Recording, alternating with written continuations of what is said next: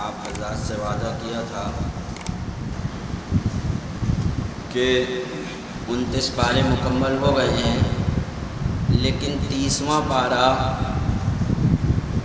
شروع کرنے سے پہلے جو آپ لوگوں کے 6 پارے رہ گئے تھے تقریباً شروع کے، ان کا ترجمہ اور تفسیر آپ کے حوالے ہے۔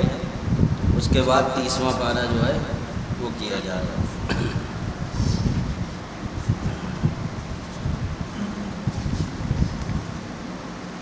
اعوذ باللہ من الشیطان الرجیم، بسم اللہ الرحمن الرحیم۔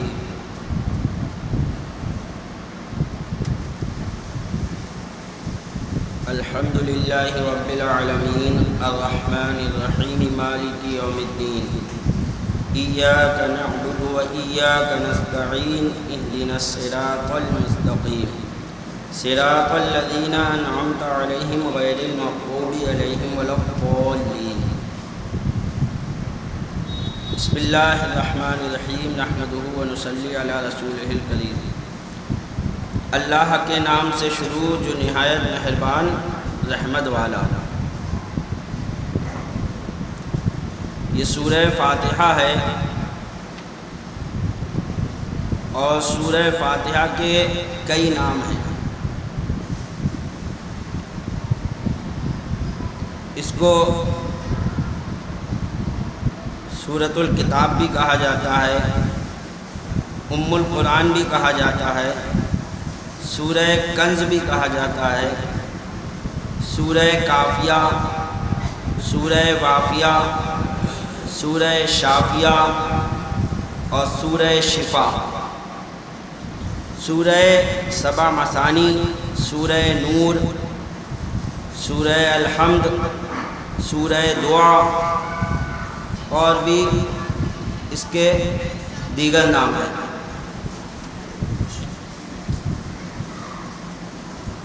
اس کے شان نزول کے بارے میں بتا رہے ہیں کہ یہ سورت مکہ مکرمہ یا مدینہ منورہ یا دونوں میں نازل ہوئی،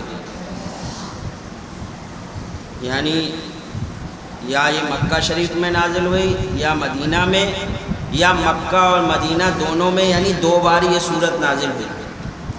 یہ سورت 2 بار نازل ہوئی، ایک بار مکہ شریف میں اور ایک بار مدینہ شریف میں۔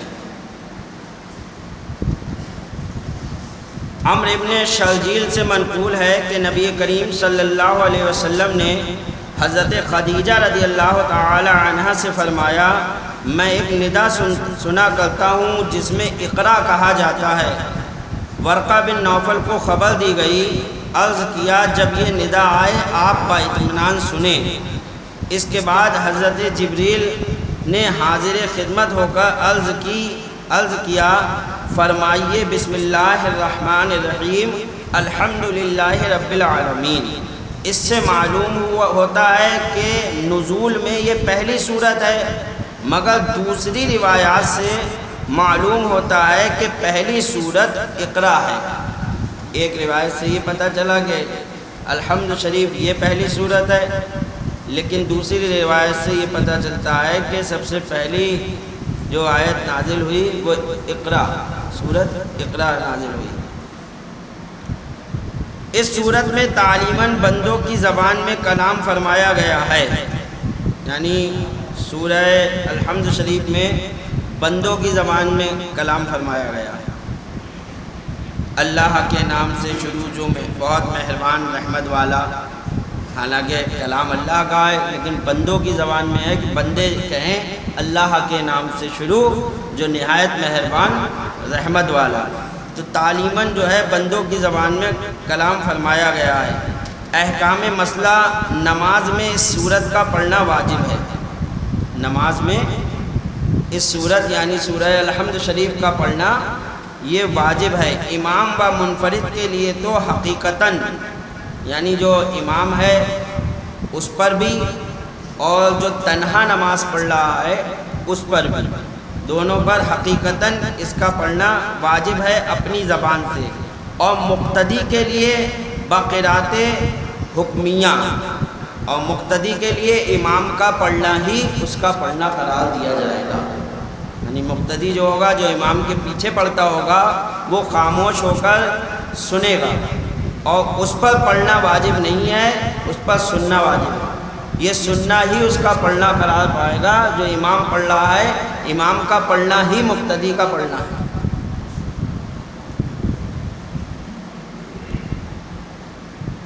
اور مقتدی کے لیے باقرات حکمیہ یعنی امام کی زبان سے صحیح حدیث میں ہے، قراءۃ الامام لہو قراءۃ، امام کا پڑھنا ہی مقتدی کا پڑھنا ہے۔ یہ حدیث سے ثابت ہے، اللہ کے رسول نے فرمایا امام کا پڑھنا ہی مقتدی کا پڑھنا ہے۔ امام پڑھ رہا ہے، مقتدی خاموش ہو کر سنیں گے۔ قرآن پاک میں مقتدی کو خاموش رہنے اور امام کی قرأت سننے کا حکم دیا ہے۔ اللہ تبارک و تعالیٰ فرماتا ہے اذا قرئ القرآن فاستمعوا له وانصتوا، جبکہ قرآن پڑھا جائے تو اسے باغور سنو۔ جب قرآن پڑھا جائے تو اسے باغور سنو اور خاموش رہو۔ تو قرآن ہمیں حکم یہی دے رہا ہے کہ جب قرآن پڑھا جائے، کوئی قرآن پڑھ رہا ہو، اس وقت اس کو سنو اور خاموش رہو۔ اور یہ حکم ہر وقت ہے، مجلس میں فاتحہ ہو رہی ہو یا اور کہیں مجلس میں قرآن کی تلاوت ہو رہی ہو، تو اس وقت سننے والے پر، جو سن رہے ہیں قرآن کو، مجلس میں جو بیٹھے ہیں، ان پر قرآن کا سننا یہ فرض ہے۔ وہ خاموش رہ کر قرآن سنیں گے، نہیں سنیں گے تو گناہ گار ہوں گے۔ اکثر دیکھا گیا ہے کہ ادھر فاتحہ ہو رہی ہوتی ہے، ادھر لوگ کہتے ہیں لا فلاں پلیٹ لے گیا، لا اگربتی جلا دو، ارے وہ رہ گئی، پانی رہ گیا، ایک شور۔ جب قرآن شروع ہو گیا تو اب کسی کو اجازت نہیں ہے، آپ کو یہ سب کام پہلے کرنا تھے، اب اگر کر ہی رہے ہیں تو چپ چاپ منہ بند کر کے کریے۔ اس میں یہ نہیں کہ ایک دوسرے کو آوازیں لگا رہے ہیں کہ وہ لائیے وہ لائیے۔ جب قرآن پڑھا جا رہا ہے تو آپ کا سننا لازم ہے، آپ خاموش ہو کر اس کو سنیے۔ مسلم شریف کی حدیث ہے اذا قرأ فانصتوا، جب امام قرأت کرے تم خاموش رہو۔ اور بہت احادیث میں یہی مضمون ہے، تو بہت سی حدیثوں سے یہ ثابت ہے کہ امام پڑھے گا اور مقتدی خاموش رہیں گے۔ جو اس کے خلاف کرتے ہیں وہ غلط کرتے ہیں، یعنی جو یہ کہتے ہیں کہ نہیں امام اپنی پڑھے اور ہم اپنی پڑھیں، وہ غلطی پر ہے۔ نماز جنازہ میں دعا یاد نہ ہو تو سورہ فاتحہ بانیت دعا پڑھنا جائز ہے۔ یعنی جنازے کی نماز کی جو دعا ہے، اگر کسی کو وہ دعا یاد نہ ہو تو وہ الحمد شریف کو دعا کی نیت سے پڑھ سکتا ہے، اس کی جنازے کی نماز ہو جائے گی۔ 4 تکبیریں ہیں اس میں، اور قیام، 2 چیزیں تو فرض ہیں۔ جنازے کی نماز میں 2 چیزیں فرض ہیں، 4 تکبیریں اور قیام، کھڑا ہونا۔ اور سنت جو ہے وہ میت کے لیے دعا کرنا، اللہ کے لیے حمد کرنا، اور حضور صلی اللہ تعالیٰ علیہ وسلم پر درود پڑھنا۔ تو حمد، ثنا، سبحانک اللہم و بحمدک و تبارک اسمک و تعالی جدک و جل ثناؤک و لا الہ غیرک، یہ حمد ہو گئی اللہ کی۔ اس کے بعد درود شریف، جو ہم نماز میں درود شریف پڑھتے ہیں، اللہم صلی علی سیدنا محمد وعلی آل سیدنا محمد کما صلیت علی سیدنا ابراہیم وعلی آل سیدنا ابراہیم انک حمید مجید، اللہم بارک علی سیدنا محمد وعلی آل سیدنا محمد کما بارکت علی سیدنا ابراہیم وعلی آل سیدنا ابراہیم انک حمید مجید۔ یہ جو ہے درود شریف ہو گئی۔ تو پہلے نیت باندھ لی جنازے کی نماز کی، نیت باندھنے کے بعد آپ نے ثنا پڑھی، اور ثنا پڑھ کے پھر تکبیر کہی ایک، اور تکبیر کہہ کر پھر جو ہے یہ درود شریف پڑھی، اور درود شریف پڑھ کے پھر تکبیر کہی اللہ اکبر، اور اب تکبیر کے بعد اب جو ہے دعا پڑھی جائے گی، جو دعا جنازے کی ہے وہ پڑھی جائے گی۔ تو جسے یاد نہ ہو وہ الحمد شریف کو پڑھ لے، اور یہ دعا پڑھنے کے بعد پھر تکبیر کہی جائے گی، تکبیر کہنے کے بعد دونوں ہاتھ چھوڑ کر سلام پھیر دیا جائے گا۔ یہ جنازے کا طریقہ ہے، یہ سیکھنا چاہیے۔ افسوس ہوتا ہے آج ہمارے مسلمان بھائی جب جنازہ آتا ہے تو جانے کتنے گھر کے ہی لوگ جو ہے کھڑے رہتے ہیں ادھر ادھر اور جنازے کی نماز نہیں پڑھتے۔ یہ کتنی افسوس کی بات ہے۔ ہم اس لائق نہیں کہ ہم اپنے عزیز کے جنازے کی نماز میں شرکت کر سکیں۔ جب ہم اتنا بھی نہیں سیکھ پائے تو ہم کیا سیکھیں گے؟ بولیے۔ تو یہ سیکھنا چاہیے، یہ حق ہے ایک مومن کا مومن پر کہ وہ اس کے جنازے کی نماز میں شرکت کرے، جسے معلوم ہے وہ پہنچے شرکت کرے۔ لیکن نہیں، پہنچ تو جاتے ہیں لیکن سائڈ سے کھڑے ہوئے ہیں، سب تھوڑے سے چند لوگ کھڑے ہو کر لگ گئے، باقی سب کھڑے ہوئے ہیں، پھر جنازہ اڑا کر لے چلے۔ کھڑے ہونے کی کیا وجہ ہے؟ آپ کو پڑھنا چاہیے، اگر یاد نہیں ہے تو سیکھیں، اور اگر یاد ہے تو پھر کھڑے ہونے کی کیا وجہ ہے؟ ہم نے آپ کو بارہا بتایا، اگر آپ 4 تکبیریں کہہ لیں گے امام کے پیچھے کھڑے ہو کر، کچھ بھی نہیں کہیں گے، نیت باندھ کر صرف 4 تکبیریں کہہ لیں گے، آپ کا فرض ادا ہو جائے گا۔ نہ سے ہاں کچھ تو ہوگی، آپ صرف اللہ اکبر اللہ اکبر اللہ اکبر اللہ اکبر یہی کہہ لیں گے 4 بار امام کے ساتھ۔ اگر کچھ نہیں بھی پڑھ پائے تب بھی فرض ادا ہو گیا، قیام کھڑا ہونا پایا گیا اور تکبیریں پاری گئیں، فرض ادا ہو گئی جنازے کی نماز۔ اتنا تو میں سمجھتا ہوں ہر کوئی کر سکتا ہے۔ اس کے باوجود شریک نہیں ہوتے ہیں، اس کی وجہ کیا ہے کہ آپ ناپاک ہیں۔ اگر ناپاک ہیں تو اللہ کے رسول نے فرمایا کہ جہاں ناپاک آدمی ہوتا ہے وہاں رحمت کے فرشتے نہیں آتے۔ آپ جو ہے جنازے میں آ کر جو ہے مردے کو اور تکلیف دے رہے ہیں، جو رحمت کے فرشتے اس کے ساتھ چلتے جنازے کے، اور ناپاک ہو کر آپ اس کے ساتھ چل کر وہ رحمت کے فرشتوں کو بھی دور کر رہے ہیں۔ وضو نہیں ہے تو وضو کرنے میں کتنا وقت لگتا ہے؟ یہ سب فالتو کی باتیں ہیں لوگوں کی۔ ہمیں چاہیے کہ ہم اپنے بھائی کے جنازے میں شرکت فرمائیں اور نماز جنازہ پڑھیں، اس چیز سے باز رہیں کہ لوگ ادھر ادھر کھڑے ہوئے ہیں الگ۔ تو یہ مسئلہ بتا دیا کہ اگر کسی کو جنازے کی دعا یاد نہ ہو تو وہ الحمد شریف کو قرآن کی نیت سے نہیں بلکہ دعا کی نیت سے پڑھ سکتا ہے۔ سورہ فاتحہ کے فضائل بتا رہے ہیں اب احادیث میں۔ اس سورت کی بہت سی فضیلتیں وارد ہیں۔ حضور نے فرمایا توریت و انجیل و زبور میں اس کے مثل سورت نہ نازل ہوئی۔ 4 مشہور کتابیں ہیں بڑی، توریت، زبور، انجیل اور قرآن۔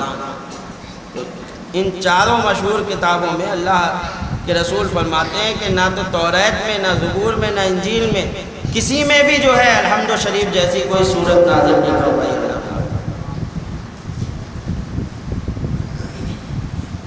ایک فرشتے نے آسمان سے نازل ہو کر حضور پر سلام عرض کیا اور 2 ایسے نوروں کی بشارت دی جو حضور سے پہلے کسی نبی کو عطا نہ ہوئے، ایک سورہ فاتحہ اور دوسری سورہ بقرہ کی آخری آیتیں۔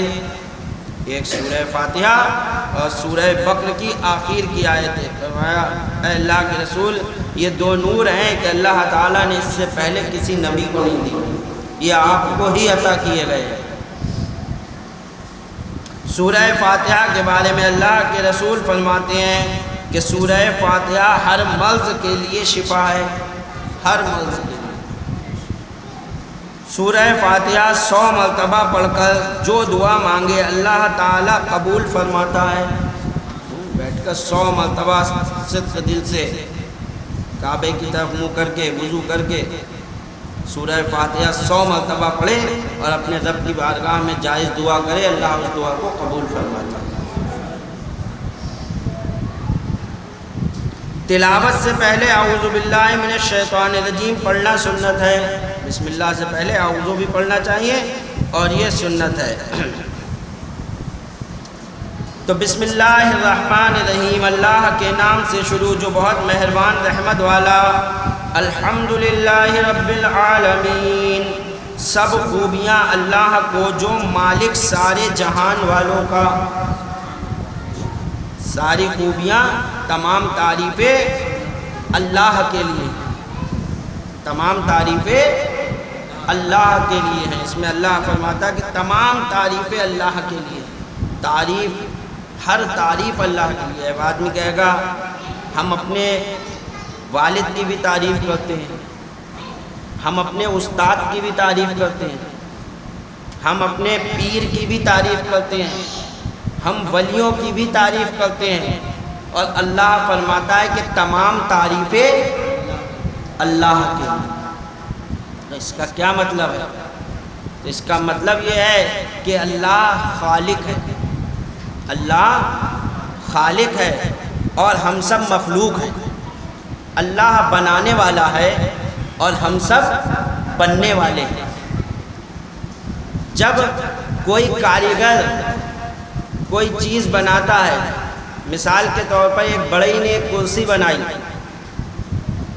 اور جب اس کرسی کو مارکیٹ میں رکھا گیا اور بہت خوبصورت بنائی، خریدنے والے نے جب اس کی تعریف کرنا شروع کی کہ واہ بھائی واہ کیا کرسی بنی ہے، اس کا کیا ڈیزائن ہے، اس کی کیا مضبوطی ہے، اس میں کیا لکڑی لگی ہے، تو یہ کرسی کی تعریف ہو رہی ہے۔ لیکن کیا یہ صرف کرسی کی ہی تعریف ہو رہی ہے؟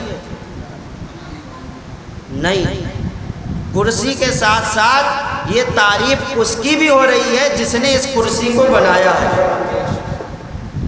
کیوں؟ ہم کہہ رہے ہیں اس میں کیا رنگ دیا گیا ہے، تو رنگ دینے والے کی تعریف ہو گئی۔ ہم نے کہا اس میں کیا مضبوطی دی گئی ہے، تو مضبوطی جس نے دی ہے اس کی تعریف ہو گئی۔ ہم نے کہا اس میں کیا ڈیزائن دیا گیا ہے، تو جس نے ڈیزائن دیا ہے حقیقت میں تعریف اسی کی ہو رہی ہے۔ تو ہم کہہ رہے ہیں کہ غوث اعظم رضی اللہ تعالیٰ عنہ بڑے طاقتور ہیں، آپ کو اللہ تبارک و تعالیٰ نے بہت طاقت و قوت عطا فرمائی ہے، تو یہ صرف غوث کی تعریف نہیں ہو رہی ہے بلکہ یہ خدا کی تعریف ہو رہی ہے کہ طاقت دینے والا غوث اعظم کو اللہ ہی ہے۔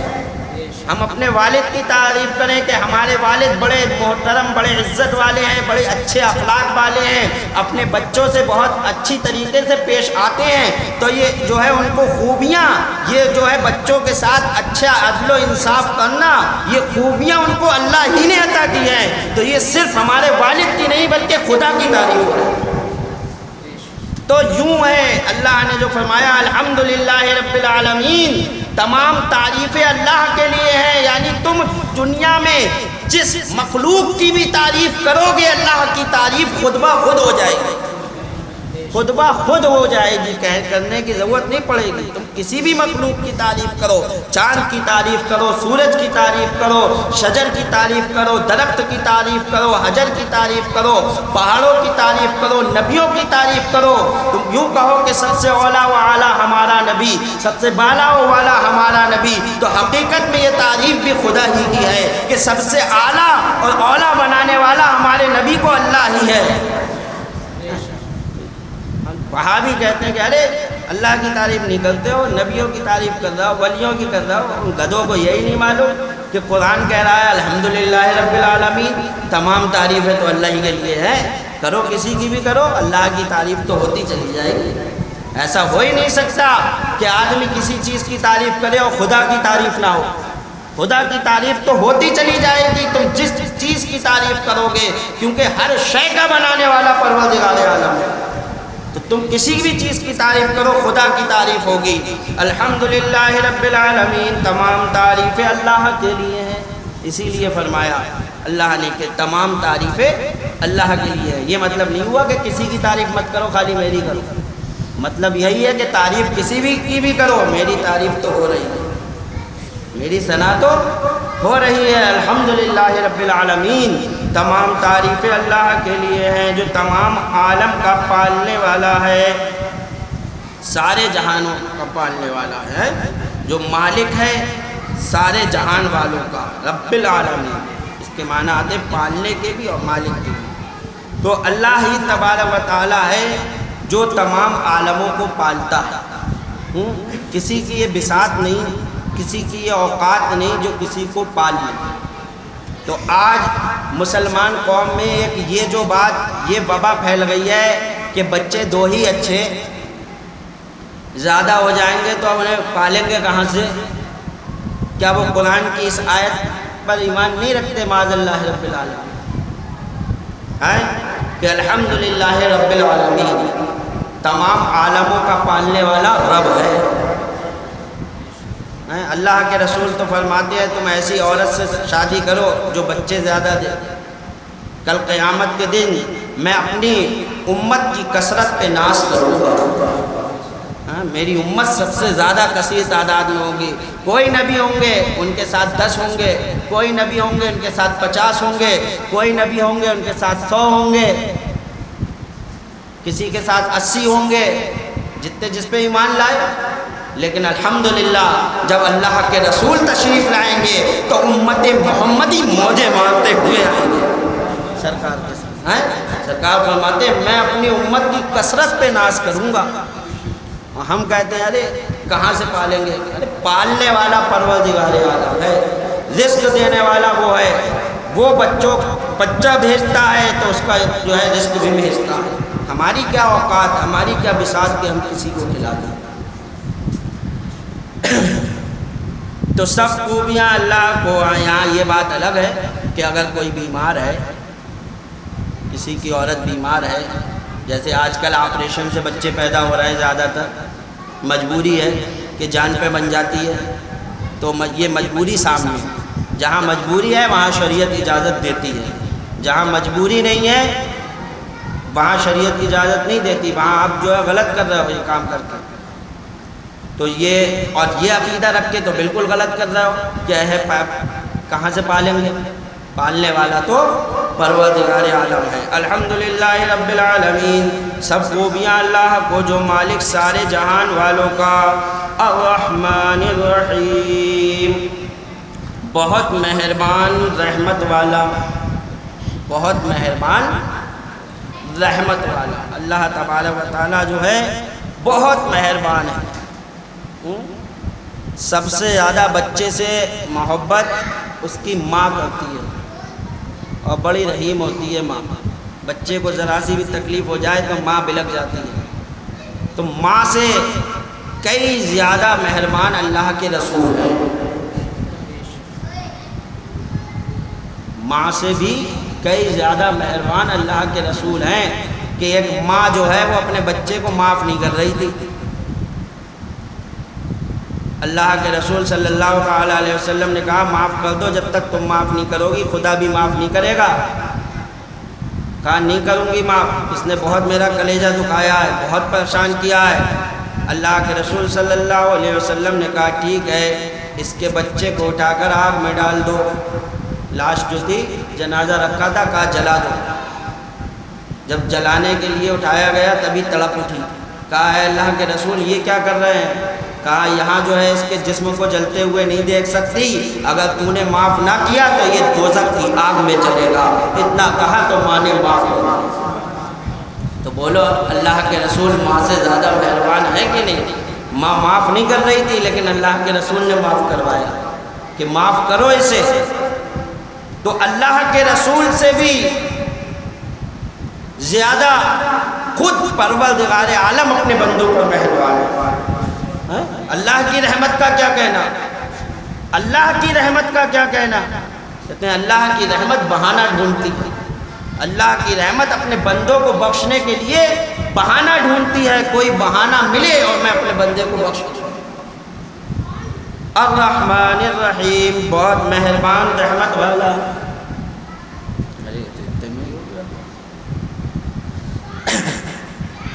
مالک یوم، چلو اس کو یہیں چھوڑو، پھر سنائیں گے انشاءاللہ، وقت سنتیں پڑھ لیجیے۔ وما علیکم۔